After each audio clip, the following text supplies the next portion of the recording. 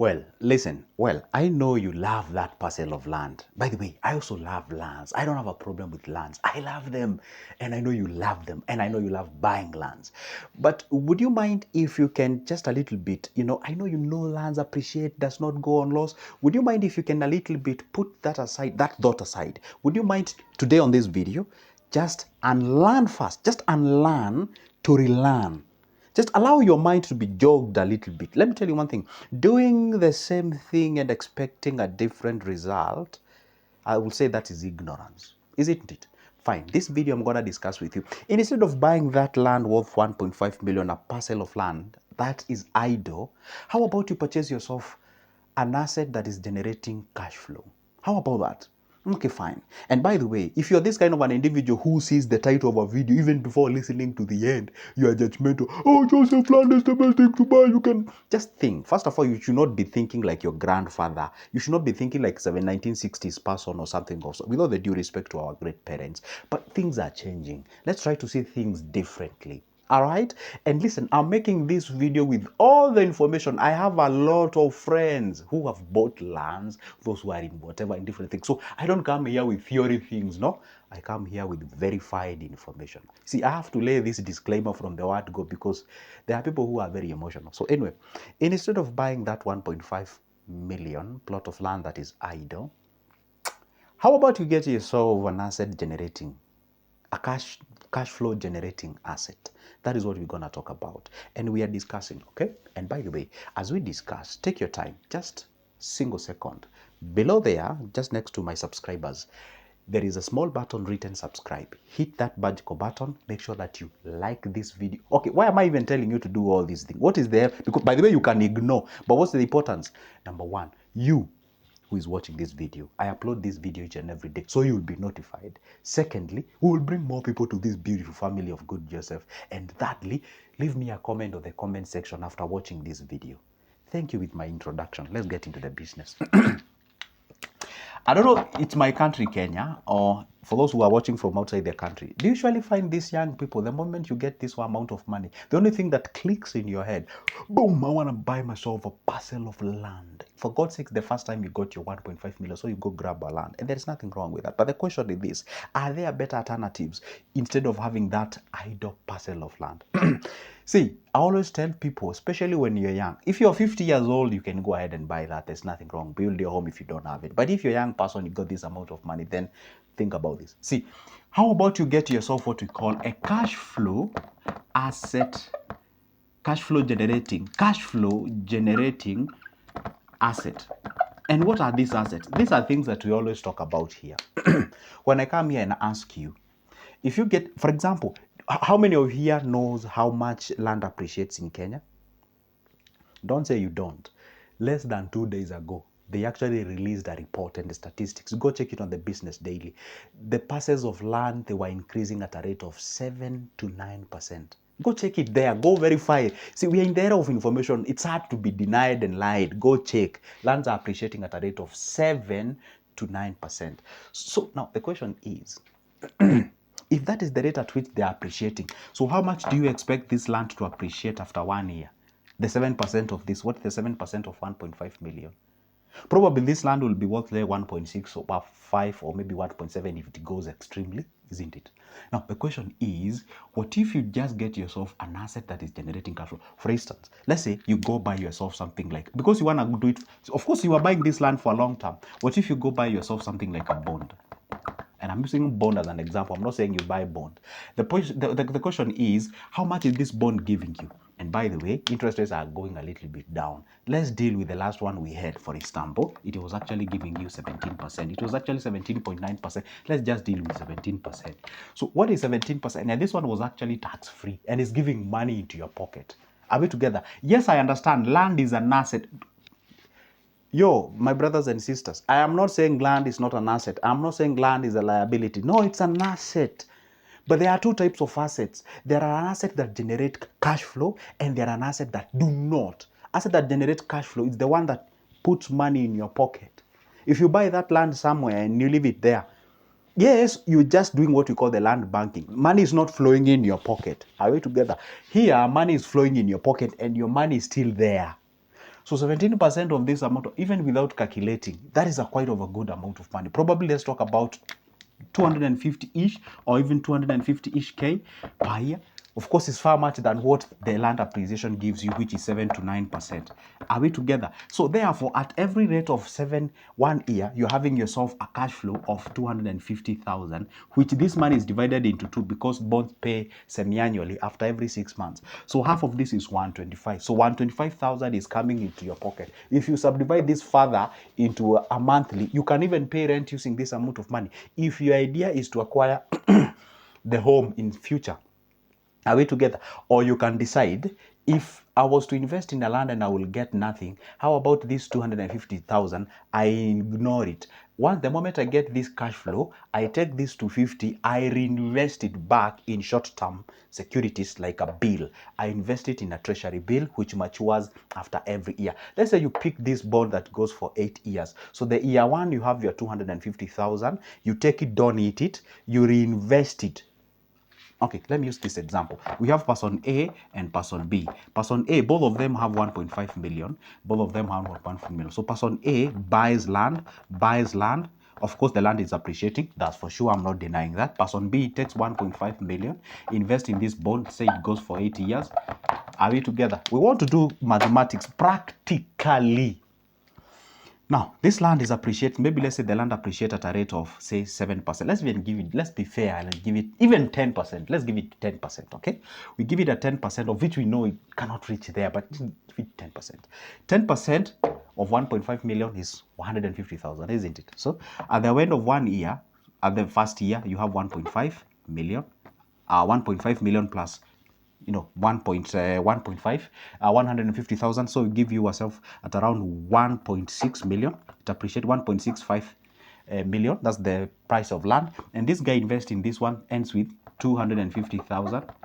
And I know what you're thinking, but Joseph, yes, may seem high, but how about the security of that money? Tell me, when have you heard the government bonds have been defaulted and they have not been paid? See, this issue of saying you're risk-averse individual, you never take risk, that's why you find people never achieve anything in life. If you operate on that kind of cocoon of fear or something of sort. I remember when I was, there was a time I wanted to start a group with some fellow young guys, yeah? And one of the guys said that, hey, we cannot invest with that circle because by then we were looking for a circle. Though we didn't end up with a circle, we ended up in a different thing. Oh, that circle will actually collapse. I don't trust it. I don't know what. Let me tell you one secret. Up to date, and I'm talking about years. I think 7 years from then, it's still there. So, these guys who have fear mongering, these are people who fear mongers, and so you have yourself 250,000. Are we together? So if then you are assuming that you never invest this money, you take yourself 8 years to actually accumulate that amount of money. Probably you're gonna double that amount of money. But what if you take this 250,000, you reinvest it in bills? Bills are giving you approximately, if you deduct the taxes, let's even say they are giving you 13%. Okay, what is 13% of 250,000? At the end of the year, you have yourself more money, and then that what comes next year, you invest it. That what comes next year, you invest. And let's say maybe your aim was actually to resell this property. How long will it take to liquidate a land worth 1.5 million? How long? For those who are selling lands, how long does it take? It takes a little bit of time. But the moment this year clocks, then you have yourself the money back. And of course, you've been getting the interest because you've been reinvesting. For instance, I would say don't even invest on these treasury bills. Go with the money market fund. Why? Because they offer you the compound interest. So you invest your 1.5 mic, you get this 250, okay, or even 200. Okay, because maybe 17% was a special case. You get your 200, you throw it in a what? In a treasury, you throw it in a money market fund. So, and then you do the compounding for the next 8 years. You tell me how much you're going to be getting at the end of the 8 years, plus your money, that is 1.5, plus what you've been getting as your interest in combination. Obviously, you're going to end up with more money than this.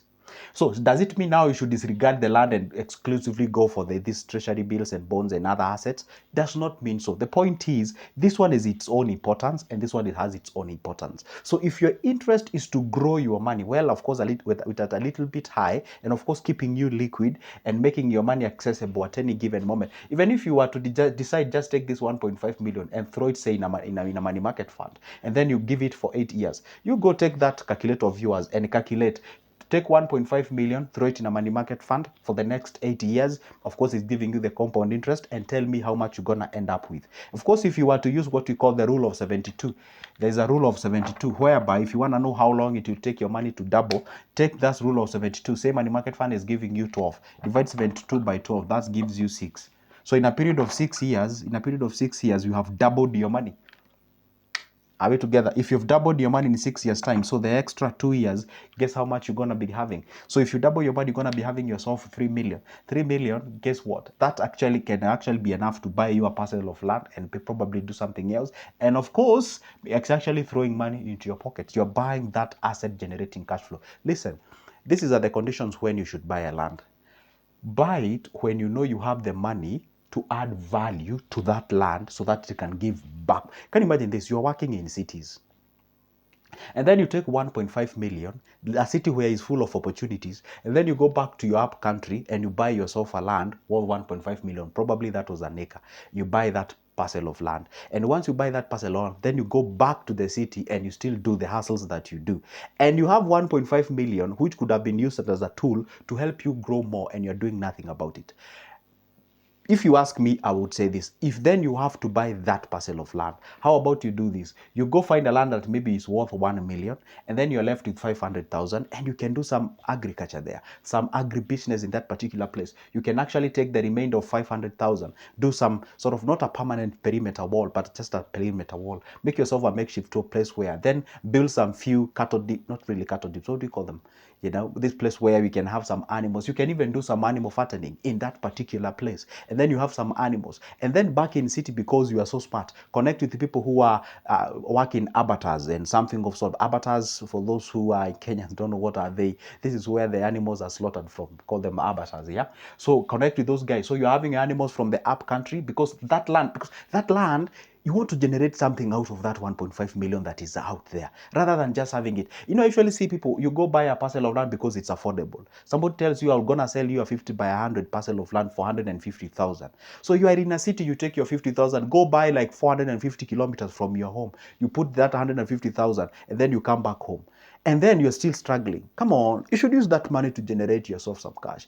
For example, I always tell people, if this is the only money that you have, in Kenya we say mbele na nyuma, meaning it's the only money you have, you're not suffering from investments, you're suffering from what we call cash flow. Generate the cash flow. Once you generate substantive cash flow, you'd rather get that parcel of land, the remainder, do yourself some animal fattening. You go to those semi-arid areas, especially we are heading over to the January where you find like, you know, these pastoralists and nomads people, you find they complain a lot because of the, you know, what do we call it?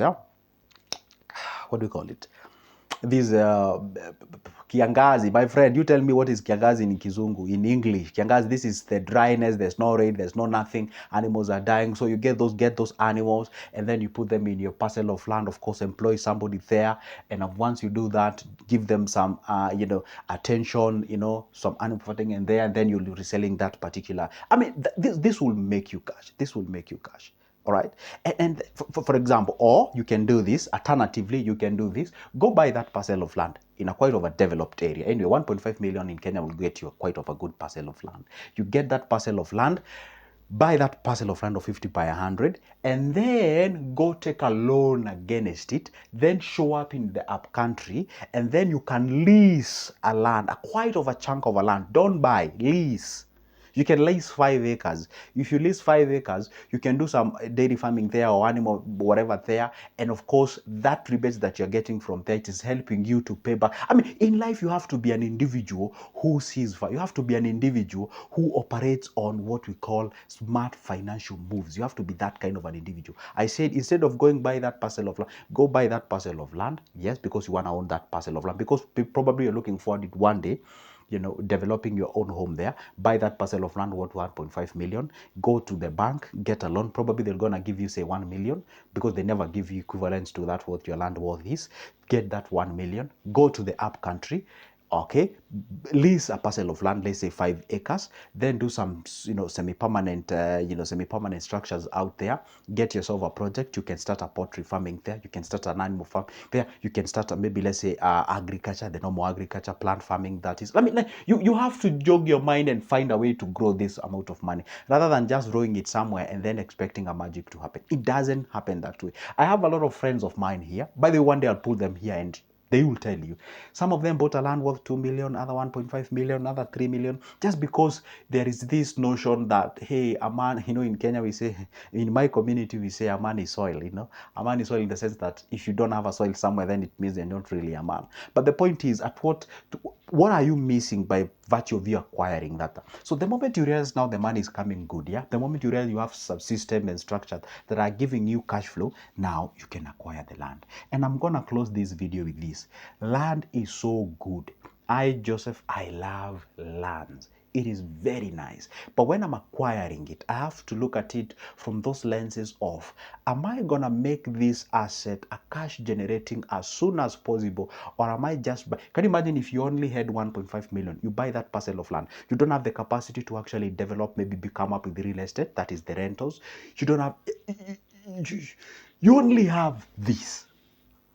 Now, what do you do? Probably you even have small kids that are schooling. You can even take this money, throw it in a money market fund. Whatever you are getting each and every month can even help you to pay the school fees for your kids, and your money is still there. I had a client who had 2.5 million, bought a parcel of land in a very, very fancy place, very nice place. Would you believe the guy was struggling? Was telling me, Joseph, I had 2.5 million and I bought myself a land. Right now, as you speak, I'm really facing tough times. I don't know what.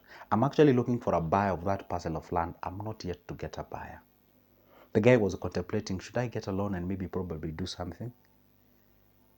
You had the money with you. The money was already yours. Now it's no longer yours. You want to borrow. I mean, like, please, Africans, my fellow great Africans, let's appreciate the issue of having somebody to talk to you before you think you are so smart. Even me, I consult, I talk to people. Of course, and I prefer talking to neutral people who do not have any interest with me, especially non-family members. Talk to them. I said non-family members. Talk to these professionals. Ask them if it was like this. Okay, what if I do this? What do I get? Like, have variety of options. Don't be emotional. The moment you get the money, the thing is just, please, the idea you might be having may not be the best. Sometimes it's good, but don't over-consult.